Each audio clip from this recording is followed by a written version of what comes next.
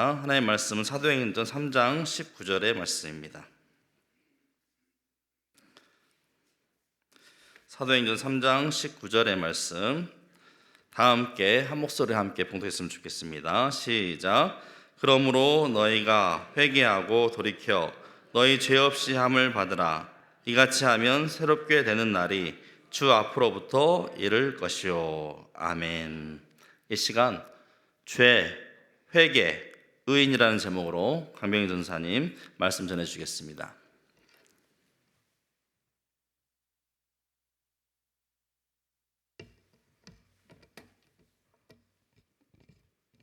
잠깐 기도하겠습니다. 하나님 아버지, 감사합니다. 오늘 이 시간도 이곳에 우리를 불러 모아주심에 감사드리오며 오늘 이 시간 주의 말씀을 들을 수 있게 하심에 감사합니다. 오늘 이 시간 주의 종의 입을 통해서 하나님 말씀이 선포될 때 오직 주의 말씀만 선포되게 하여 주시옵시고 오직 주의 은혜만 넘쳐날 수 있게 하여 주시옵소서. 이 시간도 모든 걸 지키시고 보호하심에 감사드리오며 우리 주 예수 그리스도의 이름으로 기도드립니다. 아멘. 네, 안녕하세요. 네. 항상 여기 올라올 때마다 저희 잠깐 앞에 서 있잖아요.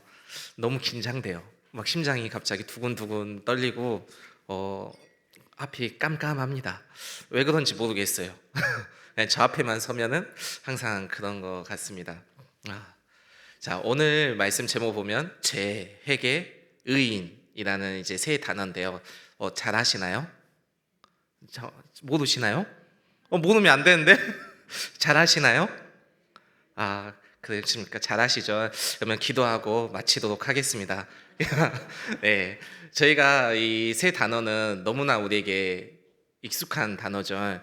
복음을 듣기 시작해서부터 예수님을 믿기 시작하면서부터 우리가 이제 죽을 때까지 이 세 단어는 계속해서 듣고 계속 반복해서 말하고 또 이게 무엇인지 고민하고 또 이것을 어떻게 설명해야 될지 생각하면서 가야 되는 단어인 것 같습니다.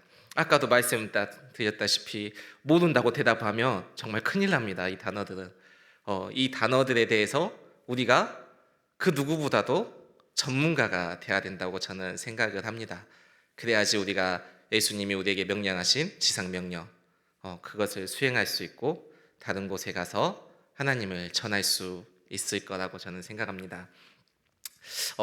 제가 이 단어들에 대해서 솔직히 여기 성도님들 앞에서 설명한다는 것 자체가 되게 긴장도 되고 저보다 더 잘하실 건데 많은 부분에서 부족할 수도 있는데 하나님께서 저를 통해서 하시는 말씀이라 생각하시면서 오늘 말씀을 좀 깊이 새겨보았으면 좋겠습니다.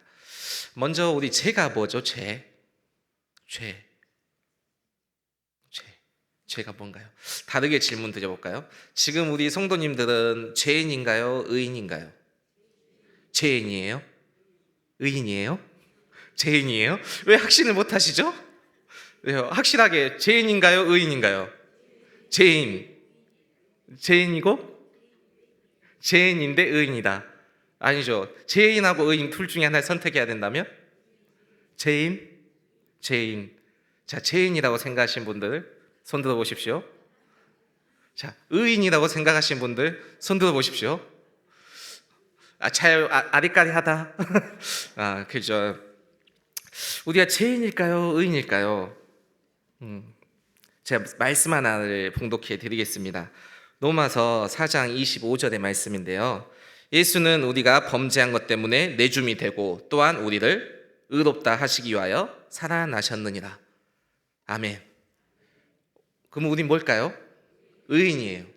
명확하게 성경에서는 예수님을 믿는 사람은 의인이라고 이야기를 해요. 왜요? 예수님이 우리를 위해서 죽으시고 다시 살아나셨기 때문에. 만약 지금 우리가 죄인이라고 생각한다면 뭐예요? 예수님이 다시 사신 것을 믿지 않는다는 말과 같은 거예요. 그렇죠? 예수님이 부활을 하셨나요? 안 하셨나요? 하셨죠. 그렇죠? 그래서 우리가 여기 있고 우리는 의인이 되는 겁니다. 자, 그러면 우리가 그걸 생각하면서 다시 한번 우리가 생각해 볼게요. 그러면 죄라는 건 뭘까요? 죄가 뭘까요? 자, 우리의 죄 때문에 예수님이 죽으셨죠. 그렇죠? 왜 예수님이 우리의 죄 때문에 죽으셨을까요? 네. 우리의 죄가 예수님이 죽어야지만 해결될 수 있는 문제라는 거죠. 자, 그러면 회개들 하셨나요? 네, 회개하셨죠. 회개하실 때 뭘 회개하셨나요? 네, 죄인데 어떤 죄를 회개하셨나요? 잘못한 거, 내가 하나님 앞에서 잘못했던 것들, 그런 것들을 회개하셨나요? 음, 너무 정답을 말하시면 갑자기 할 말이 없어지는데요. 네, 보통은 잘못한 것들에 대해서 많은 회개를 합니다. 그리고 저희가 수련회 가면 항상 하는 거 있죠. 십자가를 그려 만들고 거기에 뭐예요? 종이에 내 죄를 써서 못 박죠. 그리고 제 죄를 용서해 주십시오라고 말을 합니다. 자, 그러면 여기서부터 이제 의문이 생겨요. 내 죄가 예수님의 죽음으로부터 죽어야지만 해결된다고 이야기를 할 때, 그러면 그 잘못된 행위를 회개한다고 하면 그 행위가 죽을 죄인가요? 죽을 죄를 지었나요? 지금 솔직히 여기 계시는 분들 중에 내가 만약 이 죄에 대한 것에 내가 감당을 해야 된다면 죽어야지 감당이 되는 죄를 지으신 분들이 있으실까요? 그러죠. 근데 왜 예수님은 죽으셨을까요? 그러지 않아요? 하나님이 어떤 분이시죠? 하나님은 정의와 공의의 하나님이시고 공평하신 하나님이세요. 그래서 율법에 보면은 어떻게 하냐면 똑같이 갚게끔 해요. 내가 지금 앞에 있는 이 우리 수린 청년의 이제 뭐 상해를 입혔어요. 때리다가 뭐 하다가 손이 부러졌어요. 그럼 어떻게 해요? 제 손을 똑같이 부러뜨리게 해요. 눈을 다치게 하면 눈을 똑같이 상하게 합니다. 율법이 그래요. 하나님이. 왜? 그게 공평하니까. 그게 정의이고 공의이니까. 그런데 우리가 지은 잘못된 행동으로 예수님이 죽었다. 그러면 그건 정의롭지 못한 거잖아요. 공평하지 않아요. 지금 여기 계신 분들 중에 아무리 큰 잘못을 저질렀어도 죽을 만큼의 죄를 지은 사람은, 잘못된 행위를 한 사람은 없으실 겁니다. 그렇죠? 그러면 예수님이 죽을 수밖에 없는, 우리의 죄를 위해서 죽을 수밖에 없는 그 이유가 있을 거라는 거죠. 그러면 그게 죄라는 거예요. 자, 보면 로마서에서 그래서 이 죄에 대해서 이야기하는데, 로마서 6장 23절에 보면 뭐라고 이야기하냐면 죄의 싹은 사망이라고 이야기를 합니다. 왜 로마서에는 죄의 싹은 사망이라고 할까요? 우리의 잘못된 행위가 죽음으로 가야 될 그런 것이 아니라 이 성경에서 말하는 죄가 이 사망과 똑같은 가치를 가진 행위라는 거예요. 그러면 그래서 우리 성경에서 말하는 그러면 죄가 뭔지를 한번 알아볼게요. 이미 아시지만 그냥 다시 되새기면서 우리 한번 어떤가. 왜 이제 사순절이잖아요. 예수님이 우리를 위해서 십자가에서 죽으신 그것을 생각하면서 우리 한번 다시 한번 생각해 보기로 원해요. 이 세상에 죄가 어떻게 들어왔을까요? 죄가 언제부터 생겼을까요? 그렇죠. 아담이 했죠. 그래서 로마서 5장 12절에 보면 이렇게 말씀합니다. 그러므로 한 사람으로 말미암아 죄가 세상에 들어오고 죄로 말미암아 사망이 들어왔나니 이와 같이 모든 사람이 죄를 지었으므로 사망이 모든 사람에게 이르렀느니라. 한 사람 누구죠? 아담이 죄를 지었어요. 그리고 그 죄로 인해서 이 세상에 죄가 들어왔다는 거예요. 그리고 그 죄로 인해서 사망에 이르렀는데 그 죄가 이제 누구에게? 그 모든 사람들, 후손들에게, 모든 그 이후의 사람들에게 죄가 들어왔다고 그래요. 이 말은 뭐냐면 우리가 죄를 지었기 때문에 내가 죄인인 게 아니라 아담이 죄를 지은 이후로부터 우리는 이미 죄인인 거예요. 그렇죠? 이게 인정이 되시나요? 좋아요. 정말 좋은 자세입니다. 이게 인정이 돼야 돼요. 왜냐하면 세상 사람들은 이걸 인정 못해요. 이 말을 다르게 표현하면 뭐냐면 지금 여러분 살아가고 있는 거 예수님을 만나기 전입니다. 예수님 만나기 전에 살아가던 모든 것들이 잘못되었다라고 이야기하는 거예요. 지금 세상 사람들한테 가서, 밖에 믿지 않는 사람들한테 가서 너 지금 잘못 살고 있어. 너 죽을 거야. 이렇게 이야기하면 세상 사람들이 인정할까요? 만약 여러분들이 이 복음을, 이 성경을, 하나님 말씀을 몰랐다고 생각하신다면 인정하시렵니까? 넌 죄야 하는데 인정하시렵니까? 인정을 못하죠. 저도 인정을 못했어요. 예수님 만나기 전까지. 그렇죠? 지금 성경은 이 죄가 뭐냐면 우리가 무언가를 잘못해서 죄가 아니라 이미 우리는 죄인 거예요. 누가? 내가 죄인 거예요. 내가 죄고 우리의 존재 자체가 죄인 거예요. 자, 그러면 내 존재 자체가 죄이면 이 죄를 해결하려면 어떻게 해야 돼요? 내 존재를 없애야 돼요. 그렇죠? 아니, 예수님 요건 좀 제껴두고요. 그냥 우리 스스로 해결한다 쳤을 때 내 존재가 죄라면 이 죄를 해결하기 위해서는 어떻게 해야 돼요? 내 존재를 없애야 돼요. 자, 그러면 의미가 있나요? 아무도 의미가 없죠. 내 존재가 내가 살아가는 사람으로서 존재로서 가치가 있는 건데 내 존재가 죄라 해서 이 죄를 해결하기 위해서 내 존재를 없애야 된다. 의미가 없죠. 그러려면은 어떻게 해야 될까요? 그죠?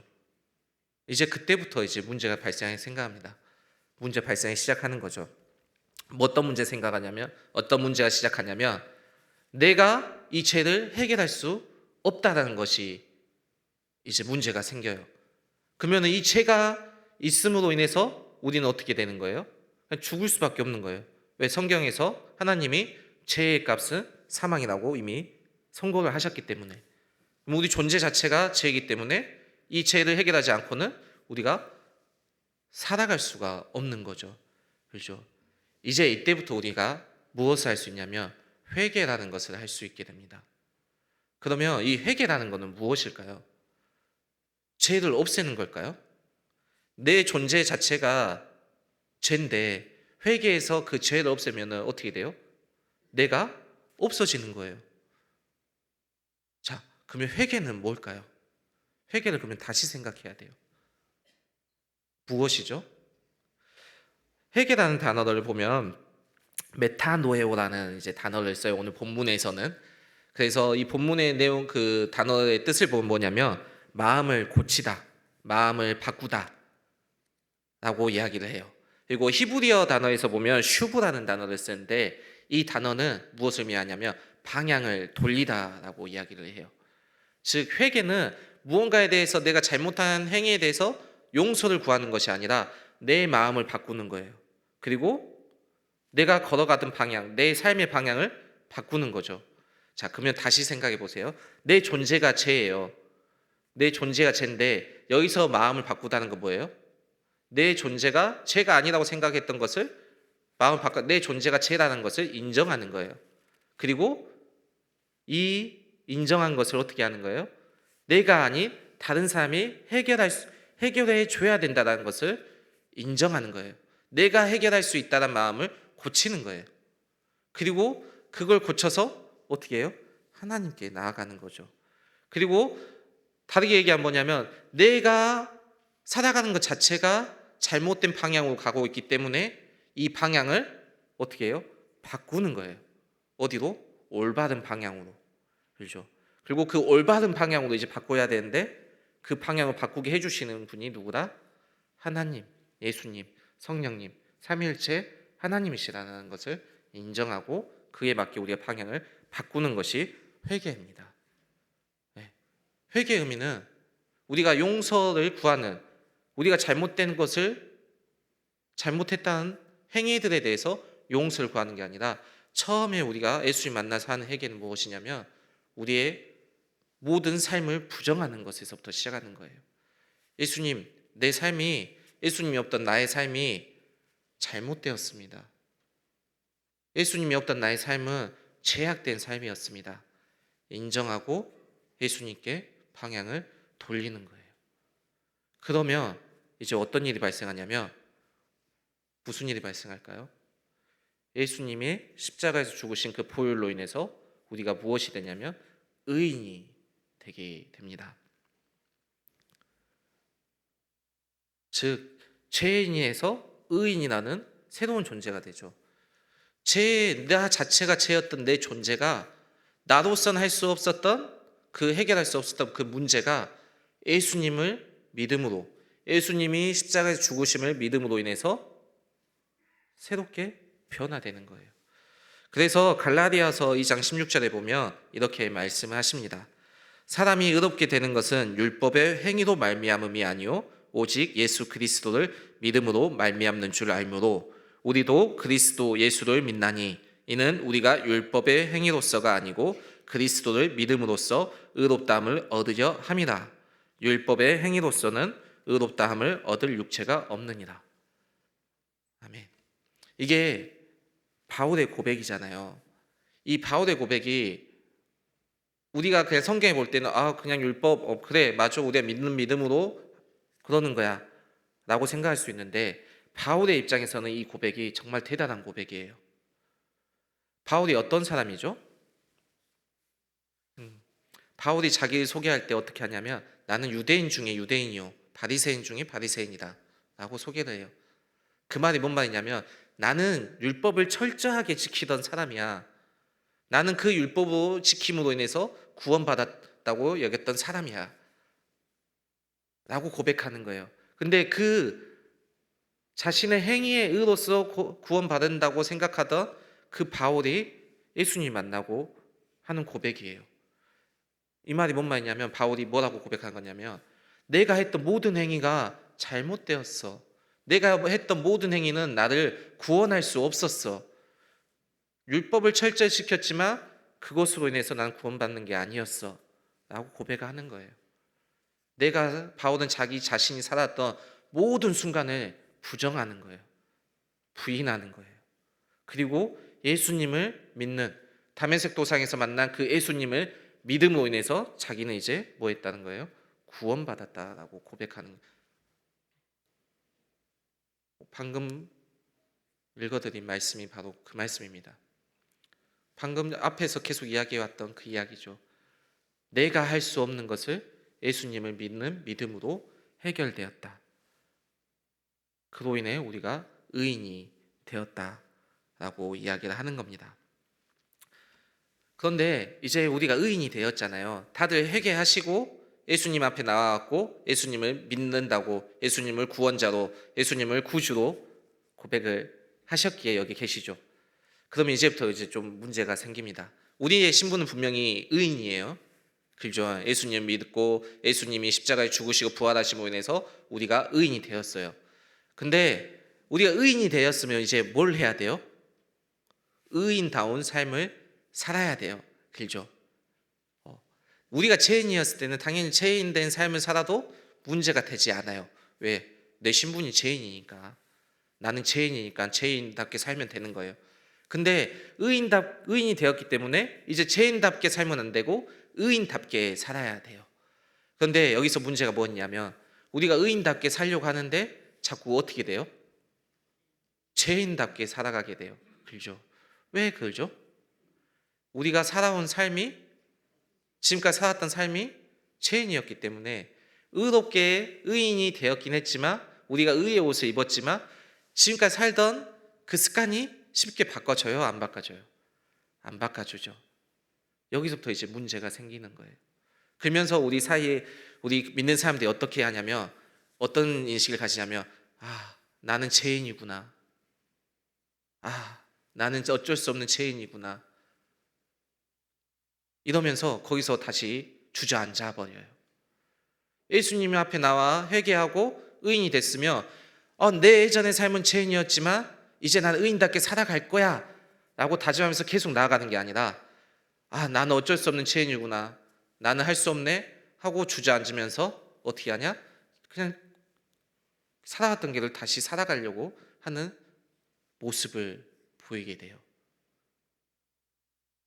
그러면 되나요? 안 되나요? 돼요? 안 돼요? 안 되죠. 의인다운 삶을 살아야 되는데 그게 안 돼요. 그러면 어떻게 해야 돼요? 그러면은 이제 나 몰라. 나는 안 돼. 될 대로 되라지. 그냥 살자. 내 팔자가 그렇지. 그거 살면 될까요? 안 되죠. 몸부림쳐야 되는 거예요. 어떻게 몸부림쳐요?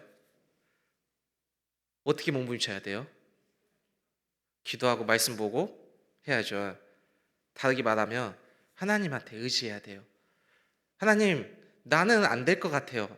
근데 하나님은 하실 수 있어요. 하나님께서 해주실 수 있어요. 라고 고백하면서 어떻게든 뒤에서 내가 살아왔던 그 습관이 나를 잡을 때마다 아니야, 난 할 수 있어. 아니야, 거기 아니야. 잘못됐어. 순간적으로 거기에 주저앉을지라도 다시 일어서야 돼요. 오늘 아까 찬양, 정말 좋은 찬양 하나 있었어요. 나의 등 뒤에서 어째요? 나를 도우시는 주. 우리 등 뒤에서 하나님이 내가 자꾸만 내 습관에 붙잡혀서 넘어질 때 어떻게 하냐면 옆에서 일으켜 세우셔요. 뒤에서 등을 밀어주고 계세요. 아니야, 좀만 걸어가면 돼. 아니야, 할 수 있어. 일어서, 내가 도와주잖아. 넌 할 수 없지만 내가 할 수 있게 해줄게. 라고 하고 계셔요. 그래서 바울이 이렇게 고백해요. 갈라디아서 2장 20절인데요. 내가 그리스도와 함께 십자가에 못 박혔나니 그런즉 이제는 내가 사는 것이 아니요 오직 내 안에 그리스도께서 사시는 것이라. 이제 내가 육체 가운데 사는 것은 나를 사랑하사 나를 위하여 자기 자신을 버리신 하나님의 아들을 믿는 믿음 안에서 사는 것이라. 아멘. 바울의 고백이 바로 여기서 나오는 거예요. 내가 할 수 없어요. 저는 할 수 없어요. 그러니 이제부터 내 안에 계신 예수님이 하셔야 합니다. 예수님이 해주셔야 됩니다. 라는 고백인 거예요. 이 고백이 우리의 고백이 되어야 돼요. 제가 전도사잖아요. 참 거룩하게 살 것 같죠? 그렇지 못하는 것 같아요. 분명히 예전보다는 많이 좋아진 것 같아요. 근데 아직 여전히 제 안에 바뀌어야 될 게 너무 많아요. 고쳐야 될 습관들이 아직도 너무 많은 것 같아요. 근데 조급해하지는 않나요? 이제 전에는 정말 조급했어요. 나 교회에 가서 이제 전도사 생활도 해야 되고 말씀도 선포해야 되고 하나님의 거룩한 종의 역할을 해야 되는데 내가 여기서 이래 넘어지면은 내가 이래 살면은 덕이 될까? 이러면서 자꾸 넘어졌어요. 그러면서 계속 고민해 했어요. 하나님, 나 목사 한 수 받아도 돼요? 나 사역 나가도 돼요? 나 같은 게 가도 돼요? 이런 질문을 계속 던지게 되더라고요. 그럴 때마다 이 말씀을 생각하면 내가 하는 게 아니라 하나님이 하고 계시다라는 생각이 들더라고요. 그리고 그러면서 다시 일어설 수 있게 돼요. 솔직히 지난주에 제가 수요일 날 안 보였죠. 제가 잠시 좀 멀리 좀 도망갔었습니다. 서울에 4일 동안 저 좀 은혜 좀 받고자 잠깐 저쪽 멀리 갔다 왔는데 그때도 갔던 이유 중에 하나가 그거예요. 이제 곧 안수를 받아야 되는데 안수 받아도 될까요? 제 안에서 계속 그 질문이 던져지면서 솔직히 피하고 싶은 마음이 생기더라고요. 저는 할 수 없어요. 제가 어떻게 하죠? 그때 이제 거기서 이제 말씀 통해서 해주신 말씀이 오늘 나누는 말씀들입니다. 넌 할 수 없어. 당연히 넌 할 수 없어. 근데 내가 할 수 있게 해줄게. 하나님께서 그렇게 이야기하시더라고요. 그래서 이곳에 있을 수 있는 것 같아요. 진짜 정말 강병이라는 존재 자체로 여기에 한다면 어떻게 쓰겠어요? 쓸 수 없어요. 저는 진짜 사람들 앞에 쓰는 거 너무 무서워요. 아까 말씀드렸잖아요. 저 앞에만 쓰면 심장이 두근두근돼요. 근데 여기 와서 딱 강대상에 서서 말씀을 전하게 되면은 그때부터는 그래도 평안해요. 제가 잘나서 그런 게 아니라 하나님이 인도해 주시기 때문이에요. 그렇죠? 그리고 이 모든 것들을 합쳐서 우리는 한 단어로 표현할 수 있어요. 그게 뭘까요? 사랑입니다. 사랑. 하나님의 사랑. 하나님이 사랑하시기 때문에 이렇게 하셨어요. 요한복음 3장 16절에 뭐라고 말씀하시죠? 하나님이 세상을 이처럼 사랑하사 독생자 주셨으니 이는 그를 믿는 자마다 멸망치 않고 영생을 얻게 하려 하심이라. 아멘. 하나님이 우리를 사랑하시기 때문이에요. 그래서 우리가 이렇게 살아갈 수 있는 거죠. 마지막으로 한번 이 말씀 드리고 싶어요. 이제 요한복음의 말씀인데 베드로 마지막 장에 나옵니다. 21장에 베드로와 예수님이 다시 만나는 장면인데요. 그때 예수님이 베드로를 보면서 이렇게 질문하셔요. 내가 나를 사랑하느냐? 내가 나를 사랑하느냐? 만약 제가 예수님이었다면 이렇게 물어봤을 거예요. 너 나한테 잘못했잖아. 용서 구해야지. 너 회개하느냐? 너 회개했니? 라고 물어봤을 거예요. 근데 예수님이 베드로에게 그렇게 묻지 않고 너는 나를 사랑하냐 물어봤어요. 베드로가 그때 상태가 어떤 상태였어요? 예수님을 배신하고 예수님을 버리고 도망간 상태였어요. 근데 예수님께서 너 나 봤지? 내가 예수님 거 알잖아. 회개했어? 이래 물어보는 게 아니라 나를 사랑하느냐 라고 묻고 있습니다. 오늘 이 시간에 예수님 우리에게 뭐라고 질문하시냐면 너는 나를 사랑하느냐. 우리가 진짜 예수님을 믿는다고 믿고 의인된 삶을 살려고 하지만 그 할 수 없는 삶을 발악하면서 살아가지만 그때마다 넘어질 때 예수님이 우리한테 너 회개해야지, 너 잘못했어 이렇게 하는 게 아니라 나는 널 사랑하는데 너는 날 사랑하느냐? 라고 질문하시는 거예요. 우리가 이러한 예수님의 질문에 잘 대답하면서 나아갔으면 좋겠어요. 주님께서 아십니다. 내가 주를 사랑하는지 주님께서 아십니다. 라는 그 고백이 우리의 고백이 되기를 원합니다. 이 시간 그 고백을 담은 찬양을 같이 함께 드리기 원하는데요. 요한의